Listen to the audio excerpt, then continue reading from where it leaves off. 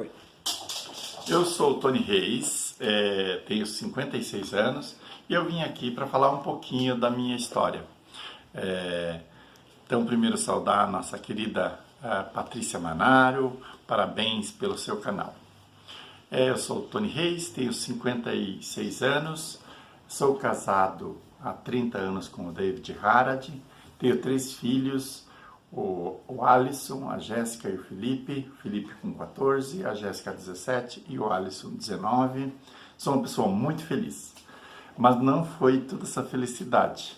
Eu tive que lutar muito.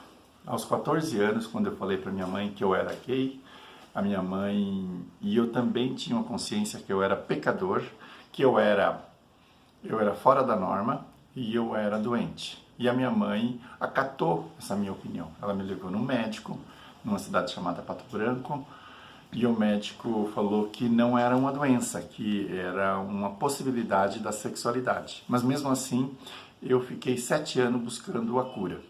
Eu busquei na Igreja Católica, fiz muita novena para Nossa Senhora do Perpétuo Socorro. Eu fiz, não deu certo, eu fui pedido para eu não ter mais os sacramentos da Igreja Católica, pediram para eu sair do grupo de jovens, porque eu era uma má influência, e isso foi muito triste. Daí eu me recolhi em casa e me recomendaram que eu tinha que ir para a Igreja Assembleia de Deus, e eu frequentei por 4, 5 meses, tinha domingo, que era o dia da cura, e inclusive eu lembro que colocavam uma mulher lá com cataratas, uma pessoa com reumatismo, uma pessoa com diabetes, e aí o pastor falava, aqui tem um menino que tem um problema sério, nós vamos orar para ele. Orava e não deu certo. Eu busquei um pai de santo na época, com todo respeito às religiões de matriz africana, mas ele incorporou uma entidade e falou que eu tinha a pomba gira com 2 cabeças, desgovernada, que eu tinha que fazer várias oferendas. Fizemos várias oferendas, eu, minha mãe, meus irmãos, minha família. Não deu certo. Eu pensei em suicídio 3 vezes. Fiz muitas coisas, inclusive está narrado num livro que eu fiz com a Marta Suplicy, em que eu conto a busca da cura. Foi muito triste e é por isso que eu me tornei, com toda essa indignação, todo esse sofrimento, eu me tornei o militante, o ativista que sou hoje. E eu não vou desistir, porque eu não quero que ninguém sofra esse período dos 7 anos que eu não me aceitava, eu tinha homofobia internalizada, e eu tive que morar na Europa, sair da minha cultura e perceber que não era eu que estava errado. Quem está errado é a cultura que prega uma heteronormatividade, que prega um fundamentalismo religioso. Hoje eu me reencontrei com Deus, sou uma pessoa super tranquila com isso, respeito todas as religiões, tenho a minha religião, sou católico, sou muito feliz com meu marido, com os meus filhos, e nesse ano que nós estamos comemorando 51 anos de orgulho LGBTI+, eu tenho muito orgulho de ser gay e de lutar pela nossa comunidade LGBTI. Um grande abraço. Oi, esse vídeo é para o canal Patrícia Manaro no YouTube. Eu queria dizer que não teve uma condição de eu me assumir enquanto travesti. Eu sempre fui. Nasci e vivi menino, enquanto estava na casa da minha família, mas sempre com essa inquietude de ter roupas masculinas, quando meu desejo era por roupas e indumentárias femininas. Mas aí assim que eu consigo a liberdade, ou seja, sair de casa, não que eu ficasse presa, mas é que lá me aprisionava a possibilidade de poder assumir o que eu realmente era, eu começo a me vestir. Então não há um momento em si em que eu assumo a minha travestilidade. Essa travestilidade, ela está comigo, ela anda dentro de mim, desde que eu me entendo por gente. Tá? E aí não tem esse momento que você se coroa e diz, hoje eu virei, hoje eu sou travesti. Não. Então essa possibilidade de começar a passar por essa fase mais transitória de vestimentas, eu fiz muito cedo, entre 12 e 13 anos de idade. Eu já queria então estar experimentando essa condição de viver como eu vivo até hoje.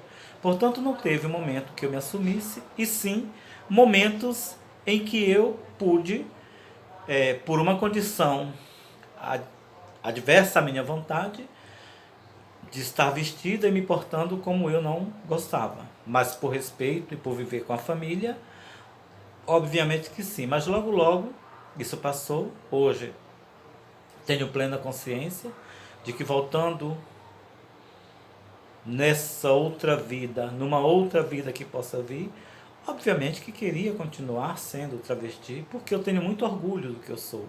Orgulho do que eu sou, orgulho do que eu fiz, orgulho do que eu faço. Orgulho de ter vivido 55 anos e não me arrepender de absolutamente nada. Então, assumir-se não tem na minha condição. Eu sou uma pessoa que nasci, vivi como menino, mas hoje eu me completo com essa identidade que aqui eu tenho. Com essa identidade que está visível. Com essa bandeira que é o corpo de cada uma das pessoas trans. Então a pessoa trans carrega no seu corpo a sua própria bandeira. Até a gente saúda a bandeira trans, a bandeira rainbow, mas a bandeira do corpo trans, a bandeira da população trans, ela tem que ser o seu próprio corpo, porque é esse que é massacrado, é esse que é marginalizado e é esse que está hasteado constantemente com ela 24 horas por dia. Então, o meu corpo é a minha bandeira. Como é que foi sair do armário para mim? Essa pergunta que a Patrícia Manaro me fez me remete aqui a 20 anos atrás, mais de 20 anos, né? Porque eu fui sair do armário já com uma certa idade, 28 anos eu tinha, quando eu fui ter o meu primeiro relacionamento com mulher. E antes disso, não era uma coisa clara para mim, né? Eu não tinha essa percepção de que eu era lésbica, de que eu gostava de mulher, né?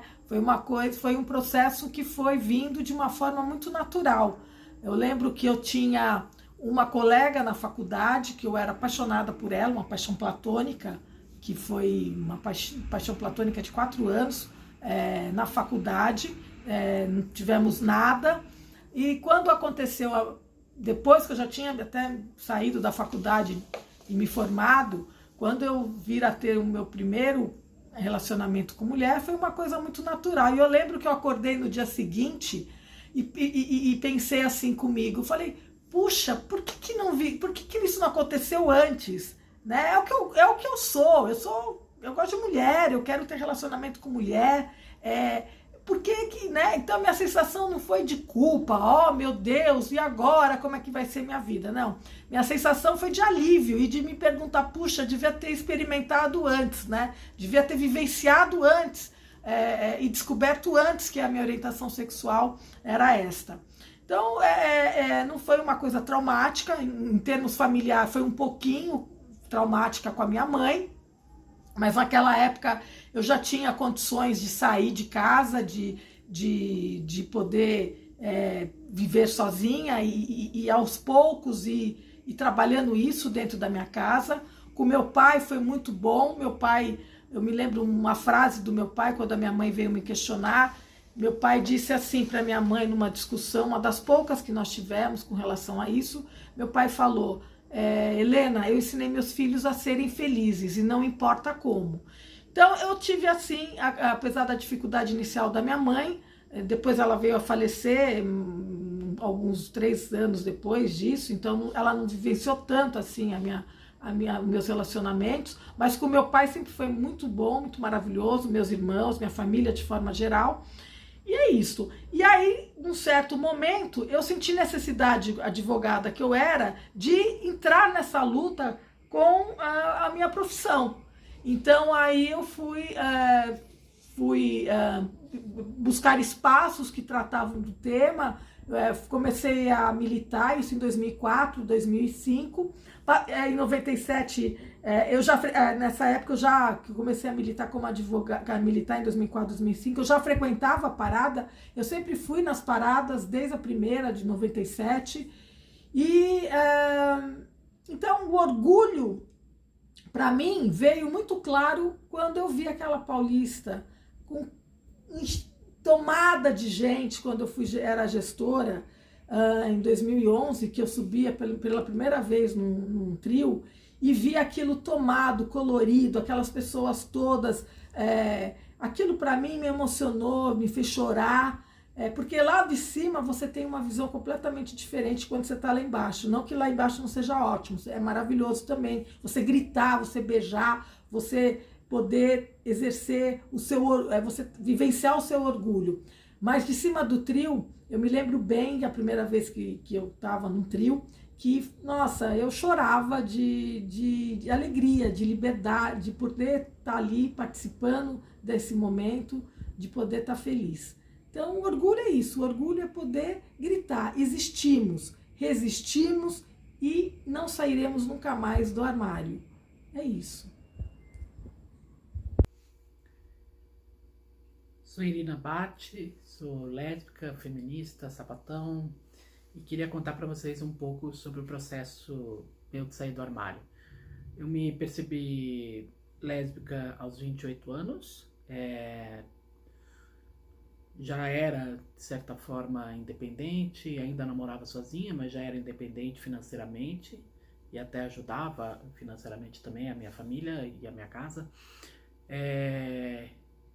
E me apaixonei por uma outra mulher que não era de São Paulo e acabamos decidindo morar juntas. Ela se mudou para São Paulo, então eu contei para minha irmã que estava namorando uma mulher e que ia me morar junto com ela, sair, né, de casa onde morava eu, minha irmã e meu pai, para morar com ela. E aí a minha irmã perguntou se eu ia contar para a família, eu disse que sim.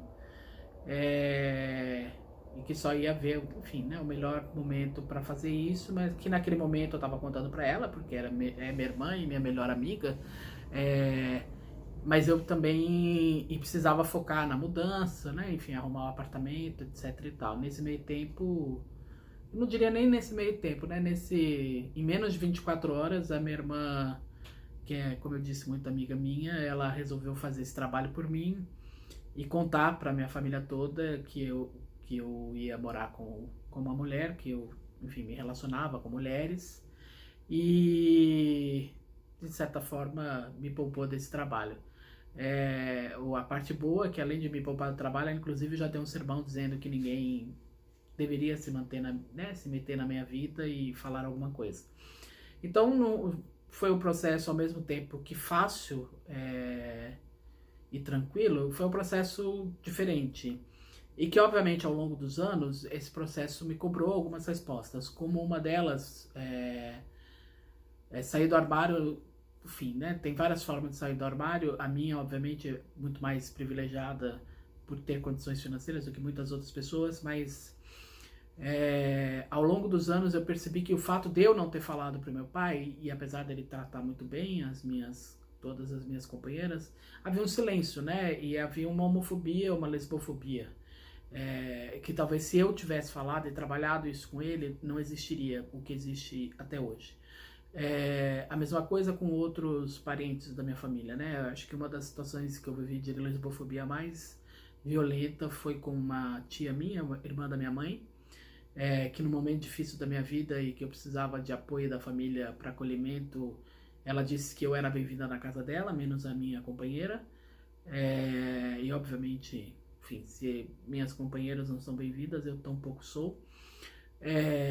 Enfim, então a gente, né, o fato dessa saída do armário ter sido dessa forma, como eu contei, teve esse ônus, ao mesmo tempo que teve um bônus.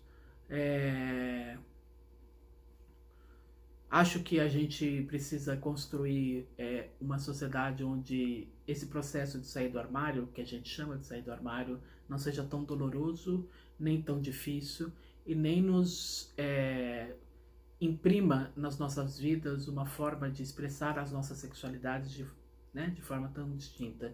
Talvez eu me perceber lésbica de forma tão tardia tenha sido também uma reação a uma sociedade que não admite sexualidades que não sejam a heterossexual.